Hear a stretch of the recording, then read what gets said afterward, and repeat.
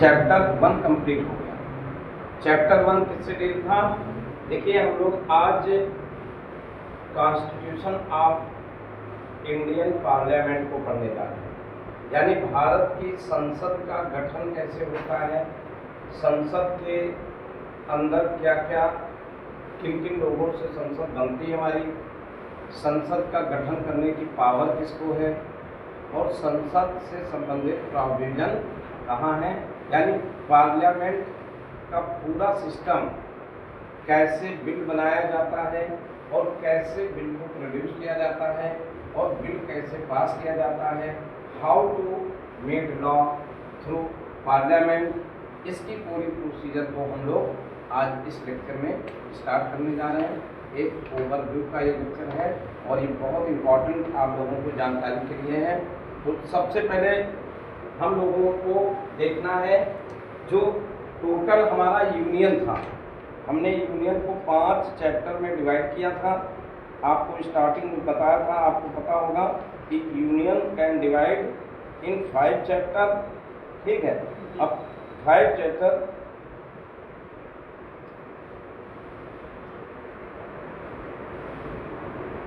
Union, ये हमारा part 5 of Indian constitution है, ठीक है।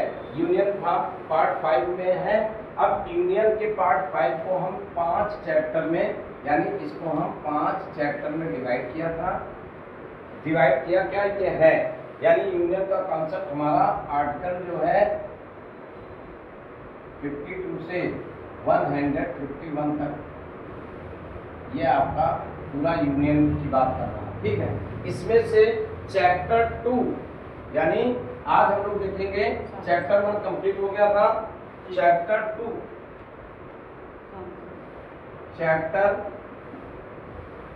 जो हमारा है ये किससे संबंधित है, फ्रॉम सेक्शन आर्टिकल 79 से स्टार्ट होकर के 122 तक ये आर्टिकल जाएगा और ये हमारे संसद की बात करता है। किसकी बात करता है? संसद की बात करता है, यानी हमारा पार्लियामेंट कैसे गठित होगा, ठीक है।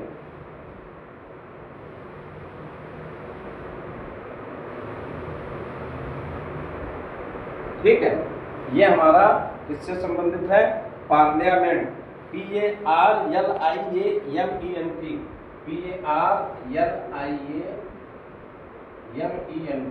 ठीक है। किससे संबंधित है? PARLIAMENT। जैसे ये हमारा संसद है, पार्लियामेंट है, ठीक है, संसद। अब ये हमारा संसद, सबसे पहले आपसे एक क्वेश्चन पूछा जाता है कि हमारा पार्लियामेंट कैसे कॉन्स्टिट्यूट होता है, पार्लियामेंट का गठन होने के लिए किन की जरूरत पड़ती है। तो ध्यान से समझिएगा, हमारा पार्लियामेंट गठन होने के लिए 3 चीजों की जरूरत होगी। क्या होगी? 3 चीजों की जरूरत होगी। पहला, president of house of Lok Sabha, वो house of Rajya Sabha, house of Rajya Sabha, ठीक है, हाउस ऑफ राज्यसभा। दूसरा, house of Lok Sabha, house of Lok Sabha.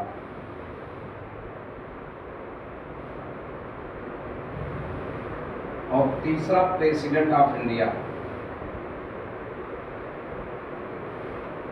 President of India. यानी इन तीनों लोगों से मिल करके हमारी संसद बनती है। यानी संसद को अगर आपसे पूछा जाए कि संसद में इंक्लूड है, पार्लियामेंट में क्या क्या इंक्लूड है, तो पार्लियामेंट में क्या क्या इंक्लूड है?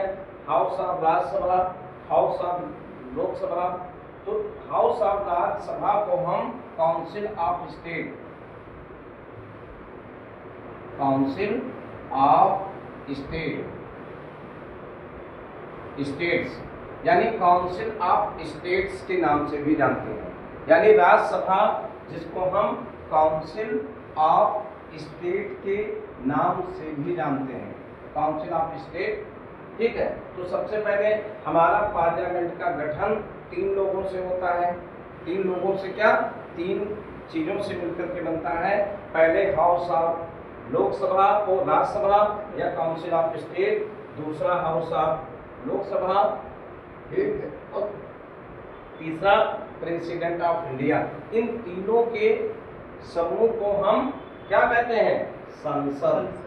यही अगर हम स्टेट में चले आए तो स्टेट में पहले हमारे क्या है, विधानसभा, और अगर जिन जिन राज्यों में विधान परिषद है, विधान परिषद और गवर्नर, इन तीनों लोगों के समूह को हम विधानसभा, इन तीनों को हम क्या कहेंगे, संसद। वहाँ है, यहाँ स्टेट विधान सभा या स्टेट लेजिस्लेचर असेंबली, जिनको हम एमएलए के मेंबर होते हैं, स्टेट लेजिस्लेचर असेंबली के नाम से जानते हैं।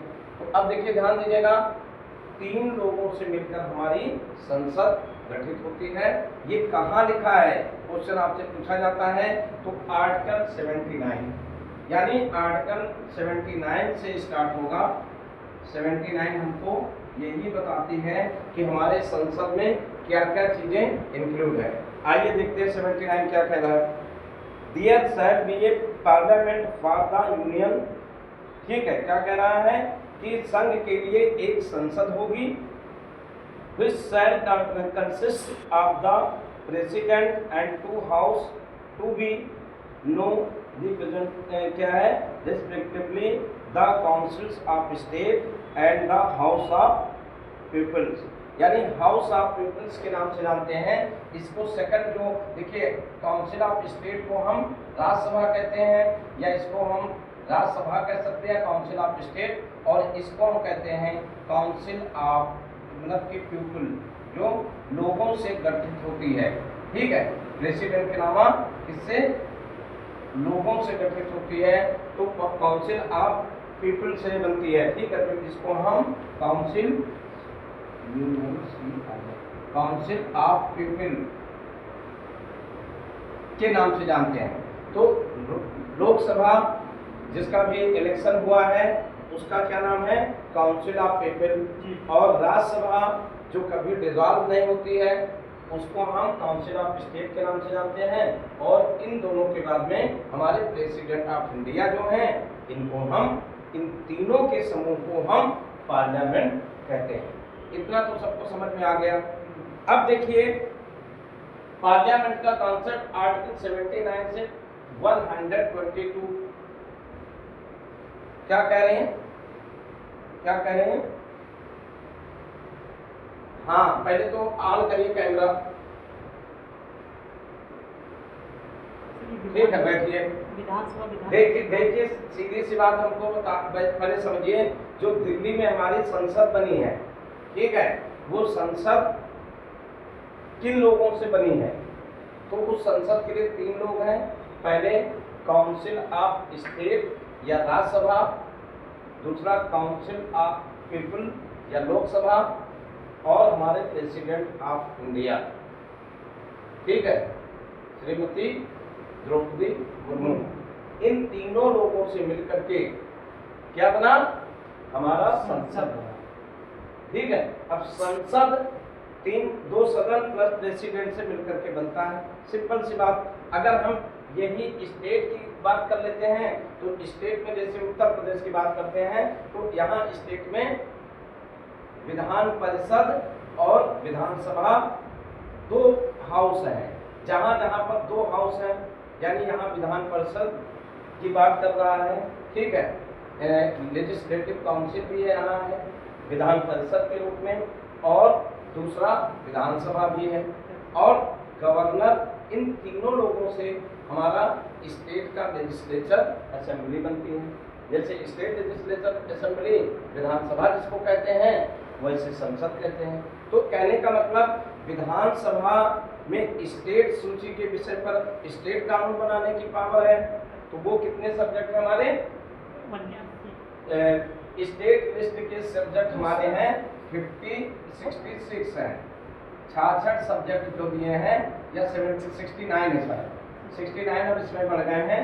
इन पर हमारे स्टेट लेजिस्लेचर को कानून बनाने का राइट है और संसद को 97 सब्जेक्ट मिले हैं, उन पर कानून बनाने का राइट है। आगे हम सेंट्रल एंड स्टेट रिलेशनशिप जब पढ़ाएंगे तो वहाँ ये सारी चीज़ों को क्लियर कर देंगे। अभी हमको क्या समझना है कि स्टेट लेजिस्लेचर, असेंबली और पार्लियामेंट। तो पार्लियामेंट आज हम लोग पढ़ने जा रहे हैं। पार्लियामेंट में कितने लोगों से बनकर बनता है? तो यूनियन चैप्टर 5 में है, हमारा पार्ट 5 में है, ठीक है।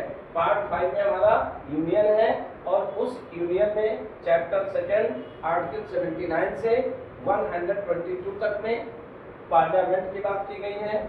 और इस पार्लियामेंट में हमको सबसे पहले पार्लियामेंट का गठन की बात किया गया है। किस आर्टिकल में है? 79, ठीक है। तो अब देखिए, चूंकि दो प्रेसिडेंट के बारे में हमने पिछले सारे लेक्चर में सब कुछ जान लिया, अब बाकी दोनों हाउस के बारे में भी हमको जानकारी होनी चाहिए। अगर हम दोनों हाउस के बारे में जानकारी अगर कर लें तो प्रेसिडेंट के बारे में जानकारी कर लें तो ये हमको पता है कि हमारी संसद क्या है, कैसे गठित हो रही है, काम क्या है, सारी कुछ जानकारी हमको हो जाए। और यही बेसिक नॉलेज आपकी जरूरत होती है। तो आज हम लोग स्टार्ट करेंगे पार्लियामेंट, ठीक है। अब पार्लियामेंट में जो पार्लियामेंट हमारा है, ठीक है, उस पार्लियामेंट में पहले हमको देखना है क्या, ठीक है। तो यहाँ पर हम पार्लियामेंट को स्टार्ट कर रहे हैं। तो पार्लियामेंट में दो हाउस हैं। पहले हाउस की शुरुआत होती है, हाउस पहला जो है जिसको हम क्या कहते हैं? काउंसिल ऑफ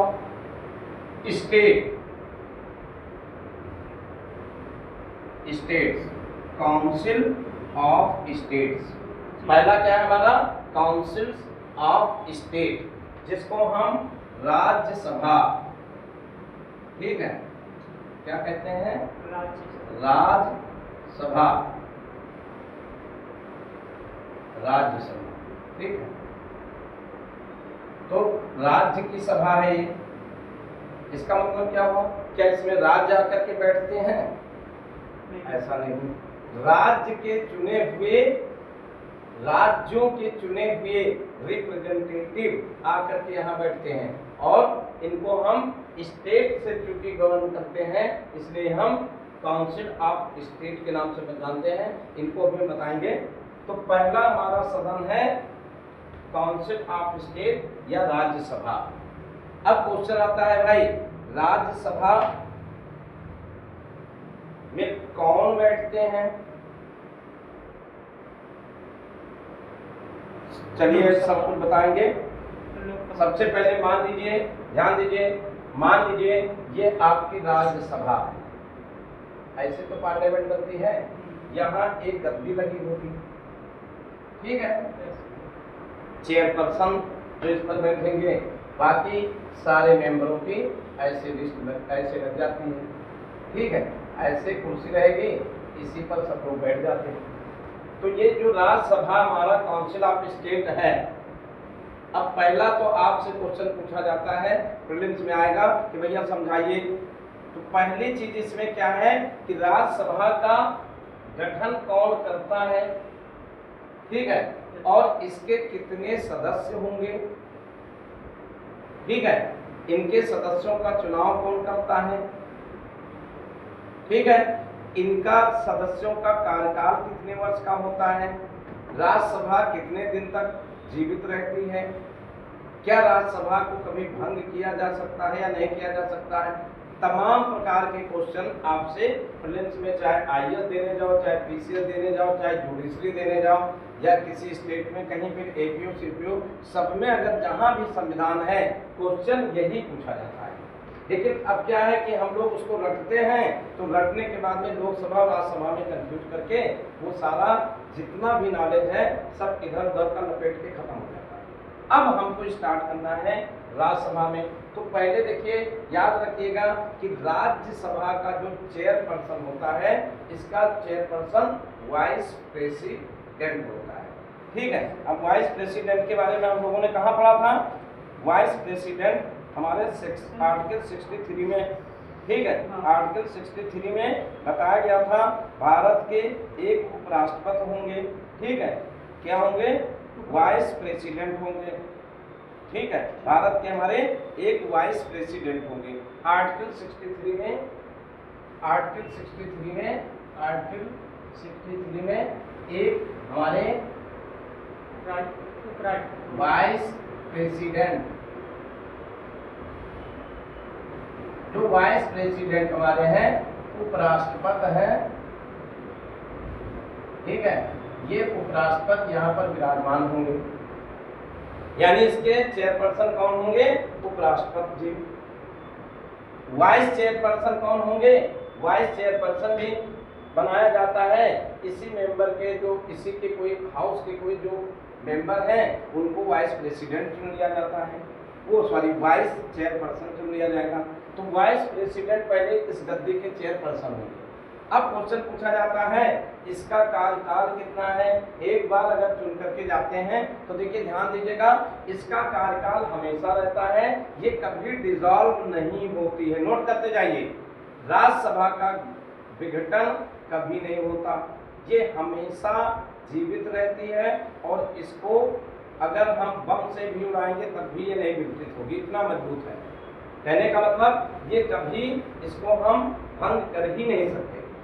तो अब क्वेश्चन उठता है कि एक बार जो मेंबर बन गए तो क्या वो पूरी उम्र तक वहां बैठे रहेंगे या उनको वही मेंबर होंगे? तो देखिए इसमें जितने भी मेंबर हैं इनका कार्यकाल जो होता है, जैसे हाउस ऑफ लोकसभा का कार्यकाल होता है 5 साल होता है, इनके मेंबरों का कार्यकाल कितना होता है? 6 साल होता है। ये क्वेश्चन पूछा जाता है कि स्टेट काउंसिल के मेंबरों का कार्यकाल कितना होता है, तो इनका टेन्योर होता है 6 ईयर, 6 साल के लिए होता है। और हर 2 साल में 1/3 मेंबर रिटायर होते जाएंगे। जैसे मान लीजिए कि 2 साल हैं तो 2, 4 और 6, अब 1/2, 1/3, ठीक है, 1/3, 1/3 और फिर 1/1/3 ये, तो हर 2 साल पर ये रिटायर्ड हो गए। अब मतलब क्या है? हर 2 साल पर 1/3 मेंबर का इलेक्शन होता रहेगा और इधर से 2-2 साल यानी 6 साल इनका कार्यकाल पूरा हो जाएगा तो ये भैया अपना कार्यकाल करके निकल लेंगे और इनकी जगह पर हर दूसरे साल 1/3 मेंबर की एंट्री होती रहेगी। तो इस तरीके से सर्किल ऐसे चलता, साइकिल वाइज ऐसे चलता रहेगा। इधर से रिटायर्ड हुए और ये अपना फिर इस कार्यकाल में पहुंचे दूसरे, फिर 6, और जैसे 6 साल इनका कंप्लीट हो जाएगा वो अपना आते जाते रहेंगे, ठीक है। तो इस तरीके से ये चलती रहती हैं और इसका विघटन कभी नहीं होता। लेकिन अगर हम कंपेयर करें दूसरे हाउस की, अभी हम पढ़ाएंगे लोकसभा की, तो ये इनके सदस्यों का कार्यकाल 5 साल है, लेकिन बीच में भी इसको चाहें तो भंग कर सकते हैं, ठीक है। तो ये दोनों में सारे अंतर को हम सब क्लियर कर देंगे। तो अब हमको क्या समझ में आया कि इनका आर्टिकल 63 में जो वाइस प्रेसिडेंट महोदय हैं इसके चेयरपर्सन होंगे और ये कभी डिसॉल्व नहीं होती है, डिसॉल्वेबल वो है काउंसिल है, इसका कभी भंग नहीं किया जा सकता, ठीक है। और इनके सदस्यों का कार्यकाल 6 ईयर का होता है। अब देखिए इसकी खास बात और है, इनके जो सदस्य चुने जाते हैं इनको एक नाम और दिया गया है, इनको उच्च सदन, हायर हाउस के नाम से भी जाना जाता है। उच्च सदन क्यों? और जो लोकसभा है उसको निम्न सदन हम जानते हैं। ये उच्च सदन, निम्न सदन सब जगह होता है। अमेरिका में जाएंगे तो वहां पर भी 2 सदन है, तो हायर हाउस, सीनेट और कांग्रेस का नाम है 2 सदन है, तो ठीक है।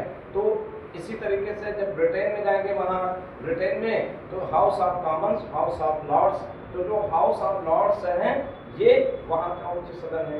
और यहाँ जो सीनेटर जो चुनके जाते हैं और हाउस कांग्रेस के मेंबर होते हैं और सीनेटर जो होते हैं तो वो राज्यसभा के होते हैं वो भी उच्च सदन है।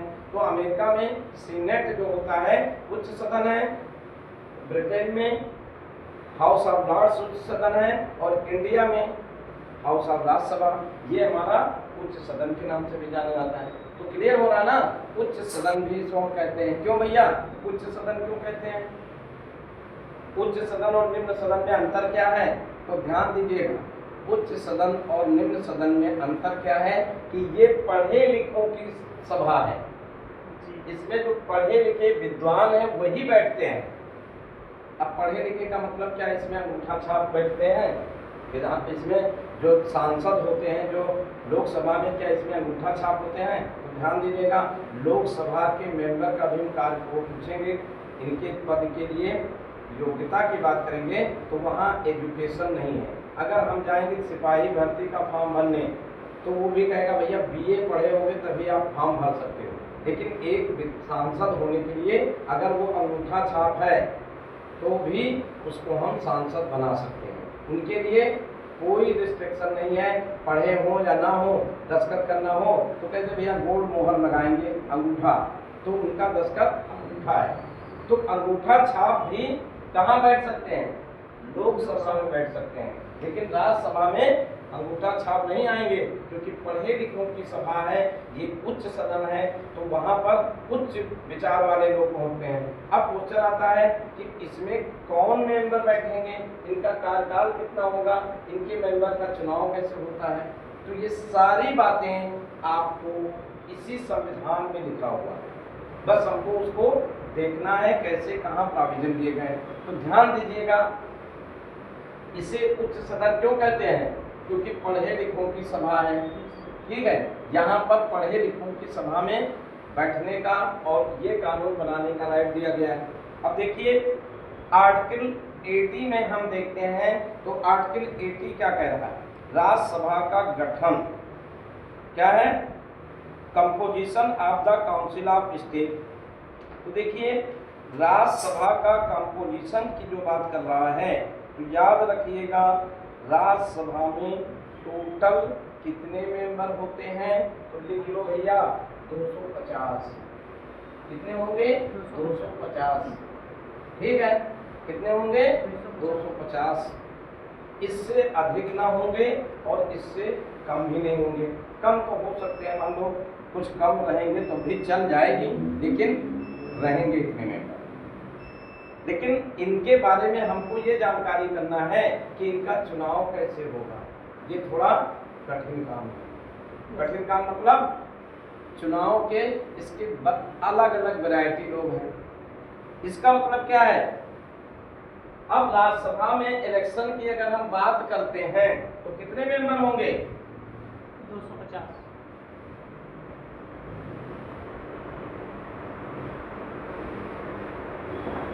अरे रुक जाइए, पहले हमारी बात तो समझोगी। जितना हम पढ़ा रहे हैं आगे नहीं पढ़ोगे तो कंफ्यूज रहोगे। पहले हम जब समझा देंगे उसके बाद तब क्वेश्चन समझ में तब पूछिएगा। इसके कितने मेंबर होंगे? 250 होंगे। अब मेंबर का सबसे पहले हम एक एक पॉइंट हम चलते चल रहे हैं। इसमें टाइप्स ऑफ मेंबर कैसे होंगे? तो पहला जो टाइप है, पहले टाइप के मेंबर कौन होंगे?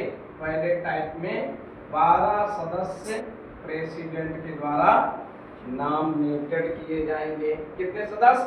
12 मेंबर। 12 सदस्य मेंबर क्या होंगे? Nominated by president of India.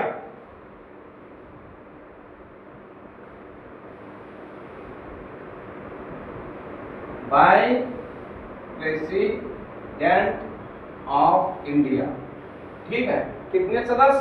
12 सदस्य। अब 12 अगर इसमें घटा दोगे 250 में बचे कितने? 238 सदस्य बच गए। यानी अब 12 सदस्य घट गए, 12 घट गए तो कितने बचे? इनका ये सारे 12 सदस्य कौन जोड़ेंगे? President of India. इनके विवेक पर है कि ये किसको सदस्य बना दें, लेकिन ऐसे सभी को नहीं बना देंगे। इनको बनाने के लिए भी, प्रेसिडेंट के लिए भी एमएनस फील्ड है, उस फील्ड से कैसे करेंगे इन सबको हम बताएंगे। तो अब 238 जो बचे, अब 238 के जो सदस्य हैं इन 238 सदस्यों को भी 2 पार्ट में, अब पूरे इंडिया से हमको लाना है ना, पूरा जो हमारा भारत है उन पूरे भारत से इनके सदस्यों को लाना है। यानी इंडिया में इसमें कितने स्टेट है भाई, कितने स्टेट है, 28, 28 राज्य हैं।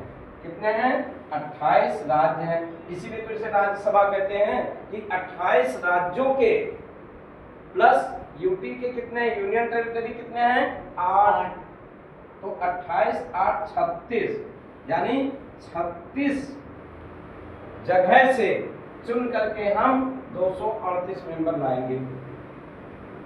कहां से लाएंगे, 36 जगह से चुन करके 238 मेंबर लाएंगे। अब 238 लोगों का चुनाव होगा, इलेक्शन, यही 280 बता रही क्या है, राष्ट्रपति द्वारा खंड 3 के बंदों के साथ नाम निर्दिष्ट किए जाने वाले 12 सदस्य, अंडरलाइन करिए, आर्टिकल 80 सब क्लास 1 कह रहा है कितने सदस्य होंगे, 12 सदस्य नॉमिनेटेड बाई, दिया गया है 12 member to be nominated by the president of India according with the provision of subsection 3। यानी सबसेक्शन 3 हमको बता देगा आर्टिकल 80 का कि वो 12 मेंबर कौन होंगे। हु इज 12 मेंबर जिसे प्रेसिडेंट ऑफ इंडिया नॉमिनेट करेगा। तो सबसेक्शन 3 में कह रहा खंड 1 के का के अधीन नामनिर्देशित किए जाने वाले सदस्य ऐसे व्यक्तियों जिसके विषय के संबंध में व्यवहारिक ज्ञान है। तो देखिए ध्यान दीजिए वो कौन होंगे, साहित्यकार, पहले साहित्य यानी लिटरेचर, जो साहित्य के लिए जो बहुत बड़ा नाम है, लिटरेचर साहित्य की फील्ड से, विज्ञान साइंस के, अब जैसे कुछ वैज्ञानिक हमारे जो बहुत अच्छे विद्वान, भाई जो साहित्यकार है वो साहित्य लिख रहा है, इसका मतलब अपने क्षेत्र का विद्वान हुआ कि नहीं हुआ। और दूसरा विज्ञान यानी साइंस फील्ड का जो सबसे, अब जैसे हमारे साइंस में जैसे एपीजे अब्दुल कलाम कई बार राज्यसभा के थ्रू आ सके क्योंकि उन्होंने बहुत बड़ा काम किया, तो जो हमारे साइंटिस्ट हैं उनका भी इलेक्शन हो जाएगा। तीसरा कला, अब कला फील्ड का मतलब इन्हें ड्राइंग वाला जो साड़ी का किनारा बनाते हैं उनको, यानी कला फील्ड में प्लेयर भी आ जाएंगे, जैसे सचिन तेंदुलकर ये भी कलाकार हैं, ठीक है, इनको बैटिंग की कला पता है। इसी तरीके से अभिनय की कला, कोई बहुत अच्छा पिक्चर जैसे जया बच्चन आती हैं, ये बहुत बड़ी हीरोइन है, अमिताभ बच्चन भी आए हैं, बड़े बड़े हीरो, अमरीश पुरी भी विलेन थे, तब भी वो कलाकार थे ना भाई। विलेन उसी को कहते हैं जब जनता को गाली, जनता उसको दे, जितने गाली दे तो समझे उतने सफल विलेन है। अब देखिए अमरीश पुरी को लोग कितना गाली देते थे क्योंकि वो अपना अभिनय बहुत अच्छे से निकालते थे, तो वो क्या थे, कलाकार थे। तो कलाकार को हम कला फील्ड में रखेंगे। और समाज सेवी जो सोशल वर्कर हैं, तो सोशल वर्क में किसको नाम दिया जाएगा, जैसे मेघा पेटा में पटनाकर या हमारे जो हैं अच्छे अच्छे जो कार्यकर्ता हैं, अन्ना हजारे भी ये समाज सेवी हैं। तो ऐसे लोग अपने फील्ड के बहुत बड़े विशेषज्ञ हैं। इनसे, इन लोगों में से 12 सदस्यों का चुनाव प्रेसिडेंट करेगा। समझ में आ गया बात ना, कितने, 12 मेंबर ये रिकमेंड किए जाते हैं। इनको प्रेसिडेंट मान लीजिए 12 यहाँ बैठा दिए, ये लोगों को 12 की सीट लग गई, समझ में आ गया ना। और 12, अब यहाँ पर एग्जाम में पूछेगा साहित्य, कला, विज्ञान, समाज सेवा, अर्थशास्त्र सेवा लिख देंगे। अब पूछेंगे निम्नलिखित में किस फील्ड से लोग यहाँ नहीं आएंगे। अब अर्थशास्त्र सेवा थोड़ा ना दिया है, या उसमें पॉलिटिकली जिनको पॉलिटिक्स का नॉलेज हो उनको, अब पॉलिटिक्स देंगे तो सोचेंगे भाई संसद के मेंबर हैं तो पॉलिटिक्स नॉलेज उनका होना जरूरी है, इनको भेजा जाएगा, तो पॉलिटिक्स वाले भी गलत हो जाएंगे। तो ये याद रखिएगा, साहित्य, विज्ञान, कला, समाज सेवा, ये 4 फील्ड के जो लर्नेड पर्सन हैं, विद्वान लोग हैं, तो विद्वान लोगों की सभा यहाँ लगेगी। इसके 12 सदस्यों को प्रेसिडेंट ऑफ इंडिया क्या करेंगे, नॉमिनेटेड करेंगे, ठीक है, यानी 12 member nominated by president of India. अब ठीक है, समाज सेवक बनिए, ठीक है। अब आइए देखिए, ध्यान दीजिएगा, इसके अलावा बी क्या कह रहा है, राज्यों के लिए और संघ राज क्षेत्र के 238 से अनधिक प्रतिनिधि मिलकर के बनेंगे। यानी अब यहां पर क्या जोड़ा गया, यानी राज्य और संघ शासित क्षेत्र के लिए, जो संघ शासित क्षेत्र हैं उनके हिस्से में कितनी सीटें आई? 8 ही है। कहाँ लिखा 8? ये तो लिखा नहीं है। ये कह रहा भी राज्यों के, अब राज्यों के संविधान के 7वें संशोधन द्वारा इसे जोड़ा गया और संघ राज क्षेत्र के 238 से अनधिक प्रतिनिधि मिलकर के बनेंगे। अब यहाँ पर ये कह रहा है कि अगर राज्य और संघ दोनों, यानी 38 जगह जो दी गई, ठीक है। अब अगर हम कहाँ जाएंगे, इनकी लिस्ट कहाँ मिलेगी हमें, तो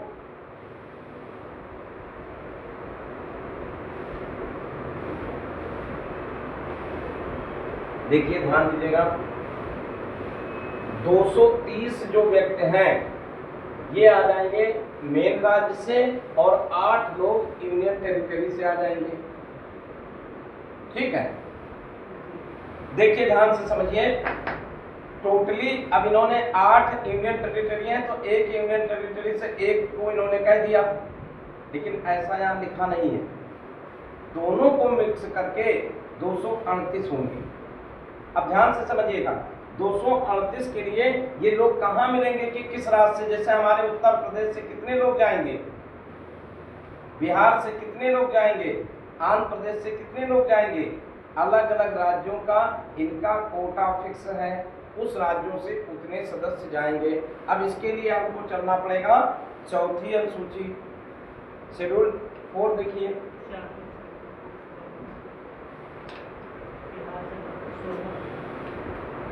शेड्यूल 4 क्या क्या है भाई हमारी,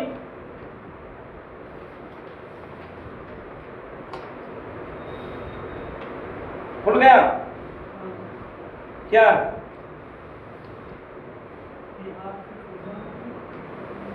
देख लीजिए, ये सारी चीजों को हम समझा रहे हैं। यहाँ चौथी अनुसूची दी गई राज्यसभा में स्थानों के आवंटन से संबंधित है। याद रखिएगा, प्रीलिम्स में कहीं से अलग से क्वेश्चन नहीं आएगा, यही पूछेगा राज्यसभा में स्थानों का आवंटन किया गया है, वो कहाँ से आएंगे, तो ऑप्शन दे देंगे शेड्यूल नंबर 1, 2, 3, 4 या 4, 5, 6, 7। अगर आपको नहीं पता है तो तुक्का लगाओगे।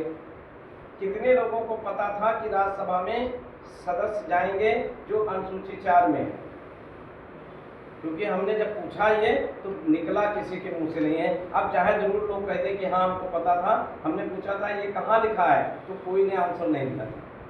ठीक है, तो याद रखिएगा शेड्यूल 4 जो है हमारा, ये बताता है कि राज्यसभा में हमारे कितने स्थान हैं। तो कम से कम भैया इतना तो पता कर लो कि हम उत्तर प्रदेश से बिलोंग कर रहे हैं, तो उत्तर प्रदेश से कितने लोग जाएंगे। तो यहाँ लिखा हुआ है उत्तर प्रदेश से कितने लोग राज्यसभा के लिए जाएंगे, 31। ये तो याद रखिएगा, पहले 35 जाते थे, लेकिन 4-3 पहले 32 जाते थे, लेकिन उत्तराखंड के लिए हमने 3 सीटें दे दी। तो अब टोटल उत्तर प्रदेश में से 31 लोग जाएंगे राज्यसभा के लिए। ठीक है, कभी कोई पूछे तो ये लिस्ट आप याद कर लीजिएगा, यही सब लिखा हुआ है। ठीक, अब देखिए जम्मू कश्मीर के लिए 4 सीट है, 2019 से दे दिया, वो 87 से दे दिया। इसी तरीके से पश्चिमी बंगाल 16। तो अब ये क्वेश्चन ऐसे नहीं पूछेगा, ये पूछेगा राज्यसभा में किस राज्य के सबसे ज्यादा प्रतिनिधि हैं। तो आप इसको तो बता दोगे उत्तर प्रदेश से 31, लेकिन अन्य राज्यों से अब उत्तर प्रदेश के अलावा सबसे ज्यादा सीट कहां से आती है, महाराष्ट्र। देखिए महाराष्ट्र में कितने हैं, 19 और बिहार में। ठीक है, तो उत्तर प्रदेश के बाद महाराष्ट्र है, उसके बाद तमिलनाडु, वो बिहार है 19 है, फिर तमिलनाडु में 18 हैं। ठीक है, इसके अलावा फिर आपका आ जाइए, अलग अलग है, कर्नाटक में भी 12 हैं, ठीक है, कर्नाटक में 12 हैं, बिहार में 16 हैं, महाराष्ट्र में 19 है, तमिलनाडु में 18 है। तो देखिए सारी याद करने की जरूरत नहीं है, अपने आसपास की जो सीटें हैं उनको याद कर लो। राज्य उत्तर प्रदेश हो गया, बिहार हो गया, अपना भाई है, ठीक है, उत्तराखंड का याद रखो। कभी कभी क्वेश्चन पूछा गया है कि भारत में किन 2 राज्यों को मिला करके उनकी पूरी सीट है, तो पश्चिमी बंगाल में कितने हैं, 16, और उत्तराखंड इनको मिला दिया गया तो कितना हुआ, 16 पश्चिमी बंगाल में है, और आंध्र प्रदेश में, आंध्र में कितनी है, एक सेकंड भैया, 11 है, तो 16 11 कितने होते हैं, 27। अब क्वेश्चन पूछा जाता है कि 2 राज्यों की, ये क्वेश्चन आया है, 2 राज्यों की राज्यसभा की सीटों को मिला करके उससे ज्यादा उत्तर प्रदेश की सीट है, वो 2 राज्य कौन है, तो उसी में से आपसे चुन लेने के लिए कहेगा, ऑप्शन होगा तो आंध्र प्रदेश और पश्चिमी बंगाल, ये पूछा गया है, ठीक है। तो अब इनको छोड़िए, अब हमको क्या पता चल गया कि राज्यसभा में जो व्यक्ति आते हैं कहाँ से आएंगे, तो 12 nominated by president of India, 238 में से 8 बता रहे हैं केंद्र शासित प्रदेश से, लेकिन लिखा नहीं है 8 केंद्र शासित, यानी इसका मतलब अब बचे कितने, 230, ठीक है। तो 230 जो है हमारे सारे स्टेट से चुने जाएंगे, तो 230 मेंबर इलेक्टेड बाय स्टेट, ठीक है।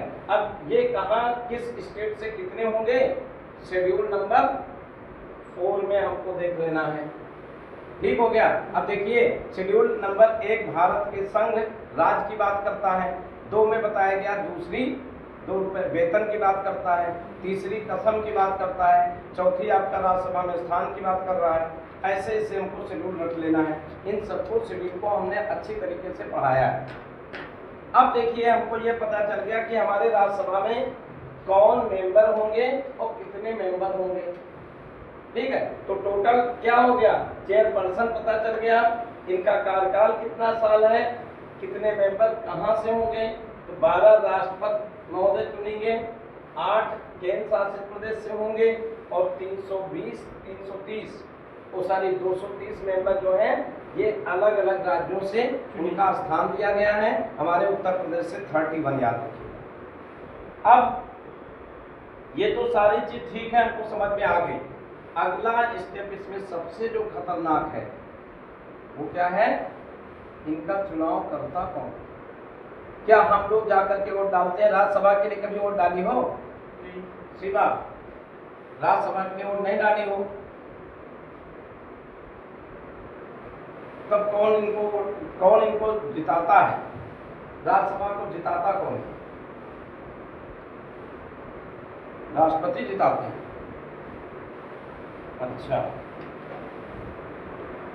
बताओ भाई, किसी को पता है राज्यसभा में कौन राज्यसभा को वोट देता है, विधानसभा से निर्वाचित आते हैं, शाबाश, विधानसभा में इनको वोट दिया जाता है। जो हमारे विधायक हैं जिनको हमने चुना है अपने राज्य में, जैसे हमारे उत्तर प्रदेश में कितने विधायक हैं, 80। अच्छा, उत्तर प्रदेश में कितने विधायक हैं, अरे विधायक की बात कर रहे हैं, सांसद को बता रहे हैं, दिया है, अरे तो वो तो सांसद है भाई। हमारे यहाँ देखिए, हमारे यहाँ 403 सीटों का इलेक्शन होता है, 2 सीट में गवर्नर महोदय चुनकर देते हैं। तो हम विधानसभा की बात कर रहा हूँ, लोकसभा की आप बात कर रही हैं। उत्तर प्रदेश में जो हमारे विधायक महोदय हैं, कितने विधायक हैं, 401 का चुनाव 403 होते हैं, 403 मान के चलते हैं, 403 जो हमारे विधायक महोदय हैं वो वोट देते हैं इनको। तो देखिए लिखा हुआ है, राज्यसभा के प्रत्येक प्रतिनिधि निर्वाचन उस राज्य की विधानसभा के निर्वाचित सदस्यों द्वारा, लिखा अंडरलाइन करिए, सब सेक्शन 4 में आर्टिकल 70 को आर्टिकल 80 सब क्लास 4 क्या कह रहा है। अब राज्यसभा के सदस्यों का चुनाव कौन करता है? 12 लोग तो राष्ट्रपति के जिम्मे हो गए, बाकी 238 का चुनाव होगा 8 केंद्र शासित प्रदेश के जिम्मे, और बाकी जहां विधायक जिनको चुन करके भेजा गया है, कौन भेजा है? हम ही आप लोगों ने भेजा है विधायक को।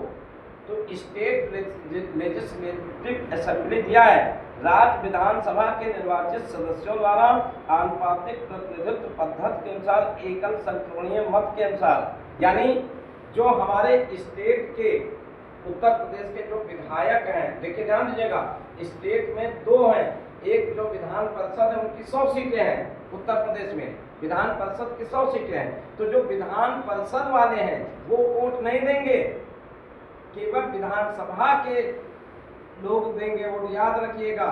अब उत्तर प्रदेश में तो 2 सदन है ना, तो 2 सदन में केवल वही सदन वोटिंग का राइट होगा राज्यसभा के मेंबर को चुनने का जो विधायक हैं, ठीक है। और विधायक हमारे यहाँ कितने हैं? 403। तो जो देखिए 403 में 403 जो हैं, तो 401 का इलेक्शन होता है, क्योंकि निर्वाचित सदस्य और जो गवर्नर जिनको नाम निर्देशित करते हैं वो वोटिंग राइट नहीं रखेंगे। तो अब इसका मतलब हमारे उत्तर प्रदेश के आधार पर हम कह सकते हैं कि जो राज्यसभा के जो सदस्य हैं उनका चुनाव कौन करता है? स्टेट लेजिस्लेटिव काउंसिल के जो मेंबर हैं, मेंबर ऑफ स्टेट लेजिस्लेटिव, यानी एमएलए जिनको कहते हैं, एमएलए यानी एमएलए जो विधानसभा के हैं, ये वोट देते हैं और इनकी वोट की वैल्यू निकाली जाती है। जैसे प्रेसिडेंट ऑफ इंडिया के इलेक्शन में होता था। अब जैसे मान लीजिए एक हमारे विधायक, मान लीजिए लखनऊ के विधायक कौन है, ठीक है, जैसे लखनऊ के विधायक इसमें कौन है, अलग अलग क्षेत्र में, मान लीजिए शिबा इलाहाबाद की विधायक है, ठीक है, हम मान लेते हैं समझाने के लिए कि शिबा इलाहाबाद की विधायक हैं। अब ये क्या जाएंगे राज्यसभा में वोट देने, तब जब वोटिंग होगा, जब ये एक वोट अपना देंगे तो इनके विधानसभा क्षेत्र के, ठीक है, इनके विधानसभा क्षेत्र के, ठीक है, जो विधायक की जनसंख्या, टोटल जनसंख्या के आधार पर, पॉपुलेशन के आधार पर इनका वोट की वैल्यू निकाली जाएगी। अब मान लीजिए इनकी वैल्यू निकल रही है एक वोट की 280, ठीक है, तो शिबा के वोट की वैल्यू उत्तर प्रदेश के लिए कितनी है? 280। तो 200 to 80 जब ये एक वोट देंगी तो इनका समझे 280 वोट दे दिया।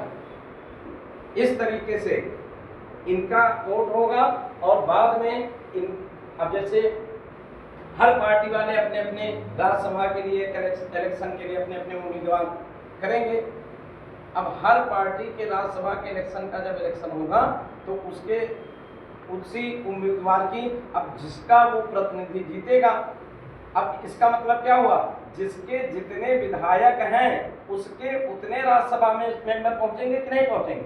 अब मान लीजिए जैसे अखिलेश विधानसभा में कितनी सीट पाए, अब मान लो 47 पाए, तो 47 मेंबर जब जाएंगे वहां राज्यसभा इलेक्शन में तो भाजपा को वोट थोड़ा ना देंगे, यानी सपा के विधायक सपा वाले कैंडिडेट को जिताएंगे ना, कि भाजपा वाले, कभी कभी क्रॉस वोटिंग हो जाती है, कभी कभी जो सपा से भाजपा में आना चाहते हैं तो वो वोट अगर दे दिया तो समझो इनडायरेक्टली उन्होंने अपना पर्दा खोल दिया कि हम आना चाहते हैं। तो अब क्या है, तो जैसे अखिलेश यादव राज्यसभा के लिए किसी अपने कैंडिडेट को उतारे कि राज्यसभा में, जैसे राम गोपाल यादव अधिकतर राज्यसभा के थ्रू जाते हैं, ये इलेक्शन लड़ते नहीं। अब राम गोपाल यादव को कैंडिडेट बनाया, अब राम गोपाल यादव को अखिलेश के विधायक वोट दे देंगे तो उनके विधायक से आधार पर राम गोपाल यादव आराम से यहाँ पहुंच जाएंगे राज्यसभा में। सिस्टम समझ में आ रहा है ना? तो इसलिए क्योंकि विधायक की वोट की वैल्यू के आधार पर हम वहां पहुंचाएंगे।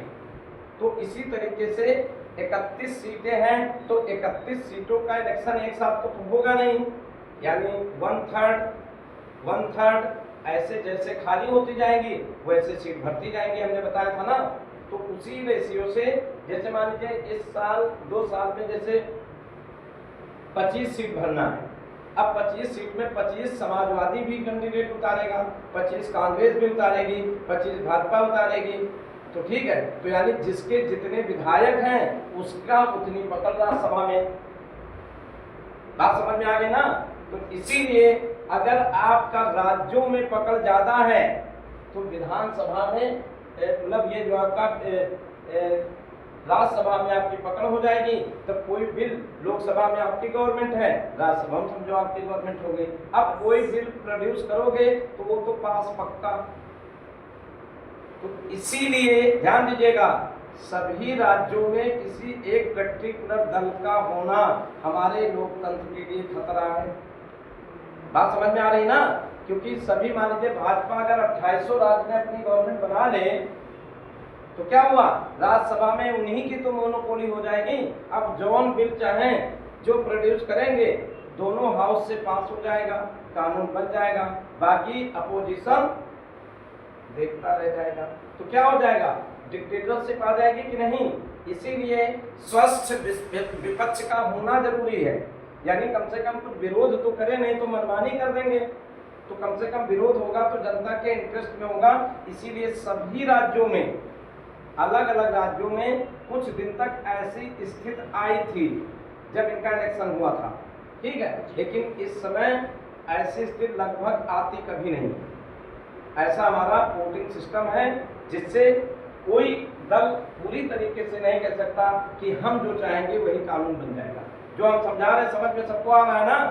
तो इस तरीके से राज्यसभा के सदस्यों का चुनाव राज्य विधानमंडल के विधानसभा के निर्वाचित सदस्यों के द्वारा होगा। लेकिन ध्यान दीजिएगा, विधान परिषद के निर्वाचित सदस्य यहाँ वोटिंग राइट वाले नहीं हैं। क्या बताइए, क्या इसमें क्या,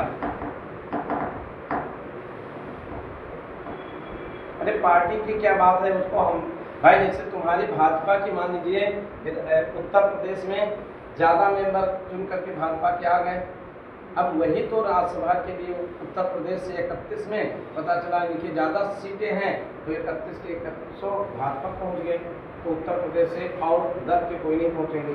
लेकिन अगर उत्तर प्रदेश में भाजपा का जैसे 401 में चलिए गवर्नमेंट बन गई, 201 इनको मिल गए, 205 मिल गए, तो अन्य दल के जितने होंगे तो उनके मेंबर भी तो वहाँ राज्यसभा में पहुँच जाएंगे, और राज्यसभा में पहुँचना जरूरी है। अब पर्टिकुलर एक दल का, अब जैसे सभी विधायक विधानसभा के सारे मेंबर हर राज्य में एक ही गवर्नमेंट का अगर हो गया तो हर राज्य में मोनोपोली तो उनकी हो गई, राज्यों के लिए वो कानून पूरा बनाएंगे और केंद्रीय कानून जो बनाना होगा जो वो चाहेंगे वही कानून बनेगा, क्योंकि लोकसभा में उनका बहुमत है।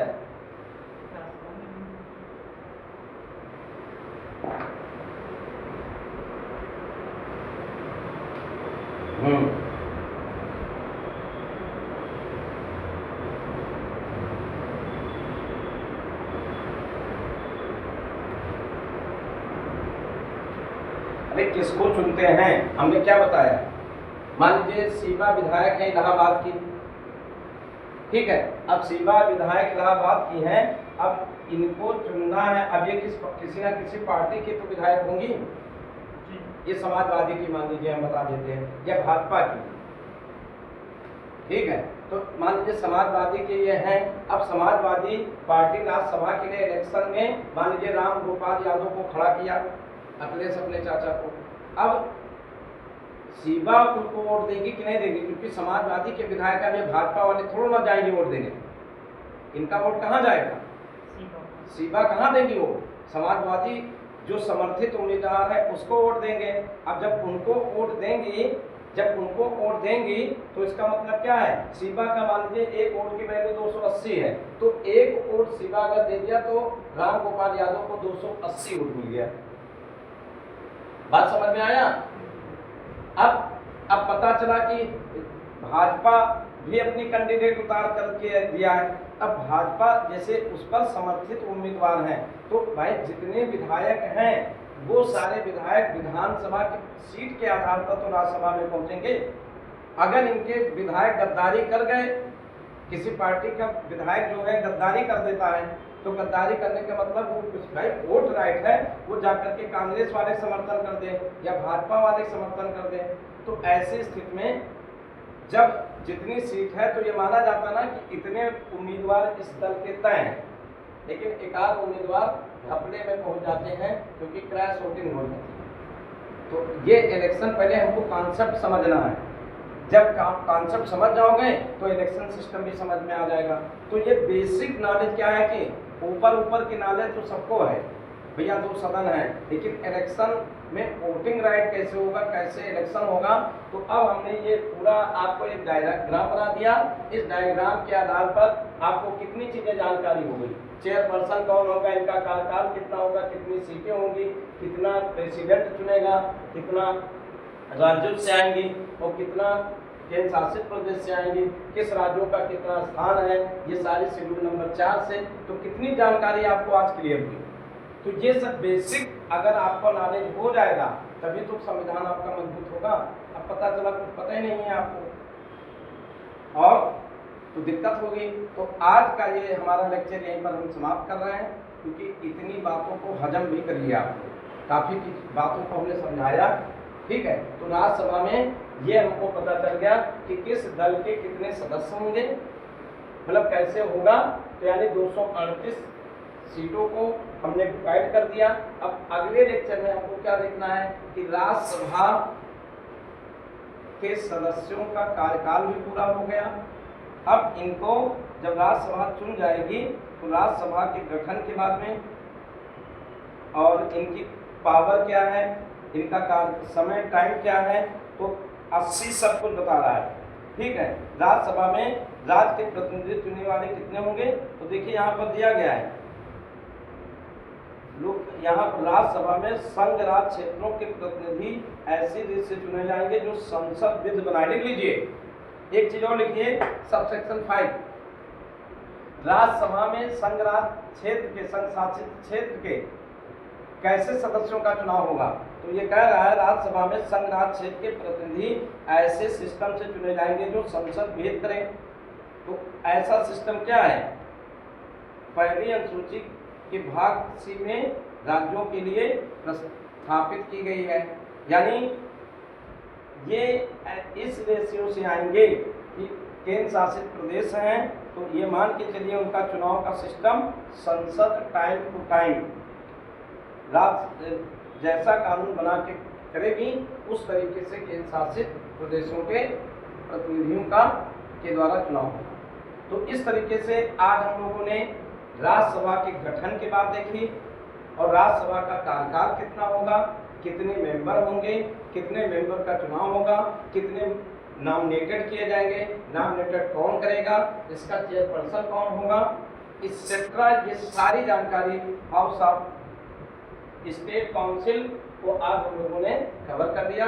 नेक्स्ट में कल हम लोग लोकसभा के उस पर आएंगे और लोकसभा का भी इलेक्शन बहुत इम्पोर्टेंट है, बहुत जानकारियाँ होती हैं और इसके बाद में फिर ये पूरा पार्लियामेंट का कॉन्सेप्ट हमारे माइंड में बिल्कुल क्लियर हो जाए। ठीक है, तो आज की क्लास यहीं पर समाप्त होती है। थैंक यू यूट्यूब के लिसनर एंड वाचिंग के लिए, थैंक यू। और आगे हमारे चैनल को सब्सक्राइब करिए और कंटिन्यू जुड़े रहिए। आपको पूरा पॉलिटिक्स यानी संविधान के बारे में अच्छी नॉलेज दी जाएगी। Okay, thank you.